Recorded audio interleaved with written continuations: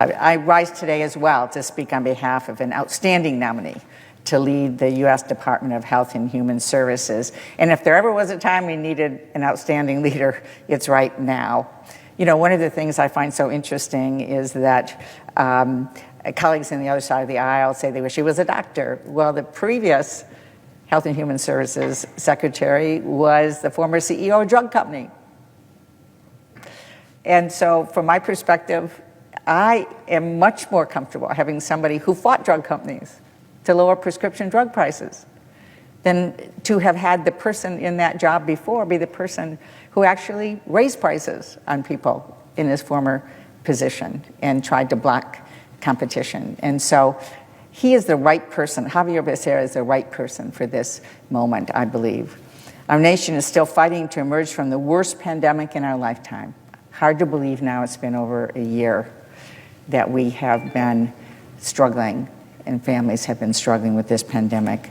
Nearly 540,000 American lives lost. It's hard for me to even say it and have a concept of what that is right now. The number of people who have lost loved ones and friends and neighbors. Countless more have gotten sick. Many more remain sick months later. The cost to our economy and way of life has been massive. Millions of workers have lost their jobs. Thousands of businesses have closed, too many of them permanently. Families are struggling to pay their rent or mortgage, keep the heat on, which is really important in a place like Michigan in the winter, keep the lights on, put food on the table. Schools are working hard to reopen safely, and in the meantime, families are doing the best they can to make sure their children can keep up. It's true that we're making progress. We are making progress. Things are getting better, step by step by step. Thanks to science, we have 3 very effective vaccines going into the arms of people across our country. And with the American Rescue Plan being signed into law, in fact, help is here. It's here. So now's the time that as we focus on getting help to where it's needed, Attorney General Becerra is just the leader to do this as the head of Health and Human Services. His experience will be a tremendous asset as he works to address the pandemic and make healthcare more affordable. He led the defense in court of the Affordable Care Act, which he helped to write. It was my pleasure to work with him during that process, to work with him as House members, and then to work with him when we were writing the ACA, both in Ways and Means Committee, on which he sat in the House, and my sitting on the Finance Committee. He protected the health care of millions in his position as Attorney General. He's taken on drug companies, as I said before, for their high prices and their role in the opioid epidemic.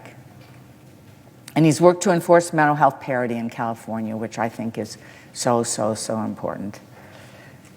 So many people are living with mental illness and addiction right now, and have been.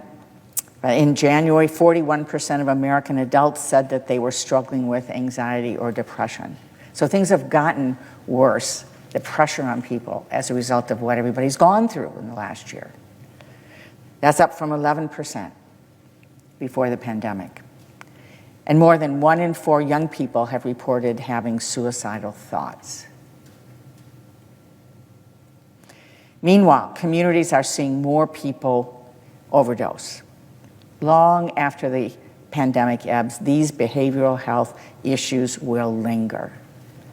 Attorney General Becerra began his career as a legal aid attorney supporting clients with mental health issues, substance abuse issues.